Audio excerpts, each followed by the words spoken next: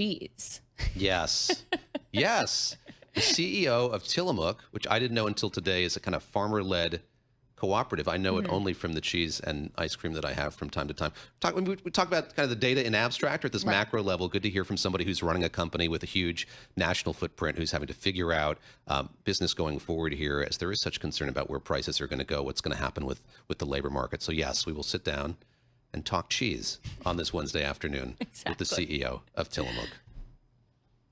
I want to bring in now Nathan Dean. He's Bloomberg Intelligence's senior policy analyst based in Washington, D.C. I was talking a moment ago about the goings-on Capitol Hill. Nobody better than him to give us a sense of where those conversations are and how they're being colored or affected by the data that we got from the Congressional Budget Office today, that CBO indicating that the House bill, as passed, would add $2.4 trillion, that's with a T, to the deficit. And Nathan, that's right where I want to start, if you wouldn't mind. You've got folks on the Senate side, on the southern side of the Hill, looking at that legislation. How much are those data going to color the conversations that are taking place about what's going to be in that bill, their version of that bill going forward? So I don't think very much. I mean, obviously $2.4 trillion, that's a large number. And obviously this comes from the Congressional Budget Office, which is a bipartisan office. But I would say is that there's this idea that economic growth is going to pay for a lot of this. And I think the Republicans are just going with this presumption that the deficit is most likely going to have to increase as part of this bill. Now, there was added pressure, and that's coming from the form of Elon Musk. You know, he was just posting on X just like a half an hour ago, trying to get Americans to try and call their senators and call their congressmen to say, don't go forward with this bill. But as of right now, the still thinking here in Washington is that this bill is still on track to pass, call it in the mid-July timeframe. And according to our estimates, we think this is going to add to the deficit because it's easier to vote for borrowing today for a deficit paying tomorrow than it is to vote to cut things like Medicaid, the Inflation Reduction Act, and SNAP benefits. Tell us a little bit about just like expectations versus what people who voted for President Trump are now getting. I feel like there was a lot of talk about Republicans wanting the deficit to be reduced. And now, obviously, this bill asks for a lot of spending. Yeah, so there's really two aspects to this deficit spending fight. You have the Appropriations Committee process, which DOJ has been working pretty heavily on, but that requires a bipartisan agreement. And it's not really where the bread and butter of the deficit is. That is what's coming through mandatory spending. So things like Medicaid, Medicare, Social Security. And so, yes, the Republicans are going through this reconciliation process. And yes, they want to try and decrease the deficit. And they claim it will decrease the deficit. But to cut things like Medicaid or the Inflation Reduction Act or SNAP benefits, that's almost like the third rail in politics. And, we saw this in the House fight where, originally as designed, the Medicaid work requirements and the Medicaid cuts wouldn't kick in until after the next election. Well, that got pushed up to the end of 2026. And so as these moderate Republicans come and look at this and they say, are we going to move forward with cuts that impact our constituencies as soon as next year? For all 435 members of the House and 1/3 of the Senate, especially those that are running in purple districts, that's a vote that's very difficult to take. And as such, they'll decide to pull back and say, we're going to increase the deficit instead. Nathan, I'd love to talk about the X date with you. Really nerd out here. It's something that Treasury Secretary Scott Bessent was asked about on Face the Nation with Margaret Brennan this week, and he wouldn't reveal what the X date is. He's keeping it close to his vest.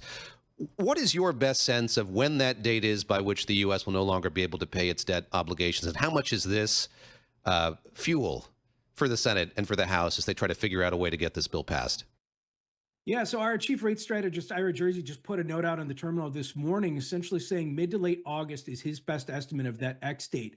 And the X date is really driving, I think, and this is the ultimate deadline here for when Republicans need to get this done. Yes, Treasury Secretary Scott Bessent says he wants to do 4th of July, but that X date, that August, is really when they're going to drive things forward. Now, there was a little bit of a hiccup today because we do think the debt ceiling is going to get resolved. If you're on the fixed income side, we don't think that there's going to be a debt breach, and we don't even think we'll get close to a debt breach. But there was a little hiccup this morning that came in the form of a Truth Social post from President Trump when he said that he agreed with Senator Elizabeth Warren to just scrap the debt ceiling in its entirety. Now, I don't think that's going to happen. I don't think you're going to see Republicans and Democrats coming together to say, let's get rid of the debt ceiling right now.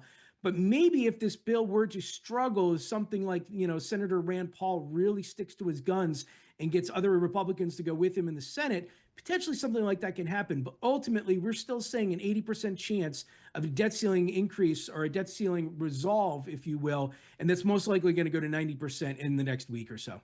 Nathan, we can't let you go without asking about the newly released Digital Asset Market Clarity Act. This, of course, refers to the crypto industry. Everyone in this industry has been asking for more regulatory clarity, particularly when it comes to what is a security, what is a commodity. It has such wide-ranging implications for the crypto industry and the financial services industry. You write that you give a 70% chance of passage for this act. What exactly would we see if there is a 70% passage? Would we get the answer? Is Bitcoin a commodity or security? Would we get real clarity on that?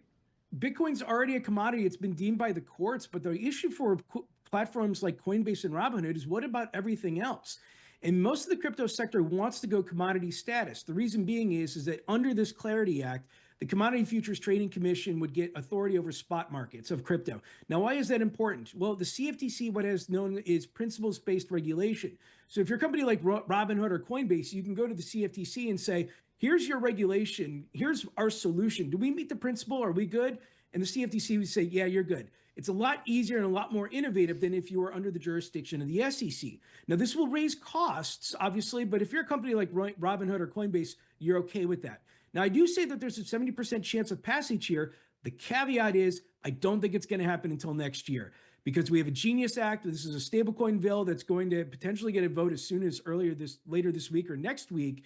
And then I think Congress is going to hit pause because it's taken a lot of effort to get Democrats across the line for stablecoins, which is something that I think most members can agree there's a regulatory gap.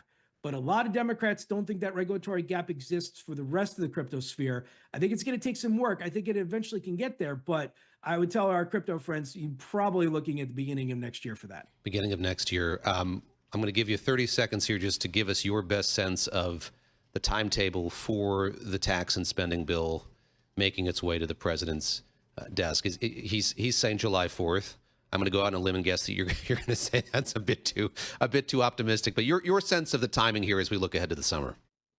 Well, I like to joke. I think it'll be late July because that's when I'm going on vacation. Fair enough. In all seriousness, I think the Senate gets it probably done by the week after 4th of July. This goes to the president's desk probably the last week of July. Nathan Dean, great to speak with you. That's Nathan Dean. He is with Bloomberg Intelligence and giving us his valuable perspective there on the state of play when it comes to the tax and spending bill that the Senate is now taking up. He's a senior policy analyst, Bloomberg Intelligence, based in Washington, D.C. And Emily, just fascinating to kind of hear two views on that. We heard from Henrietta Trays, her feelings on where this is all headed, and great insight there into the crypto stuff as well for our crypto friends. Yeah, I mean, they really want that clarity. They've been wanting it for some time, and I think, another